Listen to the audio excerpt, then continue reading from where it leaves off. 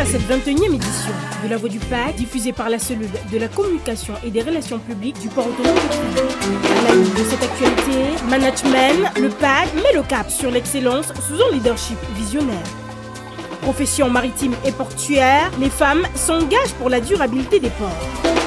Management, le PAC met le cap sur l'excellence sous un leadership visionnaire. Le directeur général du port autonome de Kribi a récemment convoqué une série de réunions de concertation début août 2024 pour aligner les équipes sur les objectifs stratégiques à venir alors que le port se prépare à franchir une étape cruciale de son développement. Ces rencontres ont permis de réaffirmer les valeurs essentielles qui doivent guider chaque membre de l'organisation: respect, collaboration, loyauté et compétence. Le respect et la collaboration ont été désignés comme les piliers de la réussite collective. Nous ne sommes pas obligés de nous aimer, mais nous devons collaborer et nous respecter mutuellement dans nos fonctions respectives, a-t-il affirmé. Ce respect doit imprégner tous les échelons de l'organisation, créant ainsi un climat où chaque voix est entendue et valorisée.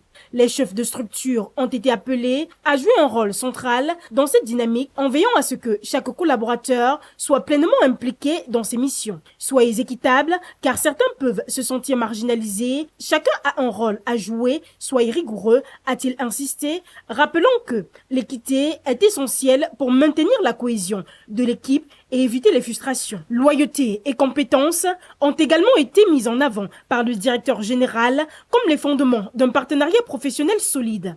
Un collaborateur loyal, même s'il manque de compétences, peut être formé, mais l'inverse peut représenter un risque majeur. Le plus dangereux est un collaborateur compétent, mais déloyal, car il pourrait utiliser ses capacités à des fins nuisibles, a-t-il averti, insistant sur l'importance de conjuguer loyauté et excellence professionnelle. À l'approche de la phase 2 de son développement, le PAC se prépare à relever des défis encore plus ambitieux, avec des attentes élevées de la part de ses partenaires et des autorités publiques. Cette phase inclura non seulement l'expansion physique des infrastructures portuaires, mais aussi un renforcement des processus internes et des compétences du personnel. Le succès du PAC repose largement sur un leadership visionnaire et humain. Sous la direction du directeur général, soutenu par le directeur général adjoint, le port a réussi à s'affirmer comme une référence régionale. Ce duo de direction, ancré dans une gestion participative, a su instaurer une dynamique d'équipe robuste, indispensable pour affronter les défis futurs. Leur collaboration a permis au PAC de matérialiser la vision présidentielle, consolidant ainsi son rôle de pilier du développement économique régional.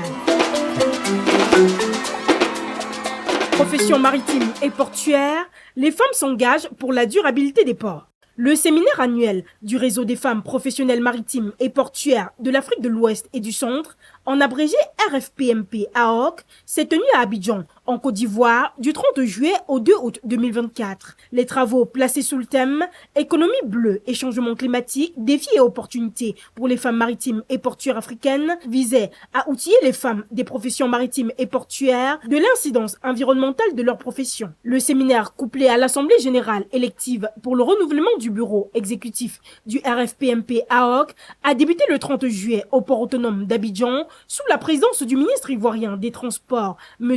Amadou Koné. Dans son propos de circonstance, le ministre des Transports a souligné l'importance de la participation active des femmes dans ce secteur maritime et portuaire. Il a ensuite encouragé les initiatives visant à renforcer leur rôle et à promouvoir leur leadership. Présente à cette rencontre, la délégation du comité RFPMP AOC du port autonome de Kribi, composée de mesdames Rachel Anouk-Mbiam et Sheila Mbonfort, a délivré une communication sous le thème « Les effets du changement climatique sur les infrastructures, superstructures et équipements portuaires, quelques stratégies et actions d'atténuation pour la durabilité de nos ports ». Sujet actuel si l'on est, le propos de Rachel Anouk-Mbiam était axé sur les stratégies mises en place par le port autonome de Kribi pour atténuer les effets du changement climatique sur les infrastructures, superstructures et équipements portuaires, a édifié les participants à travers des analyses pointues et ses recommandations éclairées. L'une des recommandations phares émises par les délégués du PAC a été particulièrement bien reçue lors des délibérations pour la rédaction des motions finales de la conférence. Cette recommandation concerne la mise en place d'une stratégie globale et uniforme par le réseau des femmes professionnelles maritimes et portuaires qui serait implémentée dans tous les ports de l'Afrique de l'Ouest et du Centre. Cette recommandation, qui vise à mettre en place des mesures concrètes pour renforcer la résilience des ports face aux défis du changement climatique, démontre ainsi la pertinence des initiatives du pacte présentées par ses délégués au RFPMP-AOC. Le pacte, en tant qu'acteur majeur dans le domaine portuaire, continue de soutenir et de promouvoir la diversité et l'inclusion au sein de son personnel. La participation de ses employés à des événements tels que le RFPMP-AOC témoigne de son engagement envers l'autonomisation des femmes et du rôle essentiel qu'elles jouent dans le développement durable des activités portuaires. Fondée en février 2007 au Bénin par les femmes des pays membres de l'Association de gestion des ports de l'Afrique de l'Ouest et du Centre AGPAOC, le réseau des femmes professionnelles maritimes et portuaires de l'Afrique de l'Ouest et du Centre RFPMP-AOC regroupe 18 pays membres, parmi lesquels l'Angola, le Bénin, le Burkina Faso, le Cap-Vert, le Cameroun, le Congo, la Côte d'Ivoire et bien d'autres. À l'instar de chaque pays membre, le Cameroun dispose d'une branche nationale dénommée le Réseau des femmes professionnelles maritimes et portuaires du Cameroun, RFPMPCAM. Et c'est ainsi que s'achève cette édition de La Voix du Pacte. À la présentation du Catherine Defache. Merci pour votre attention. Rendez-vous la semaine prochaine pour un nouveau numéro.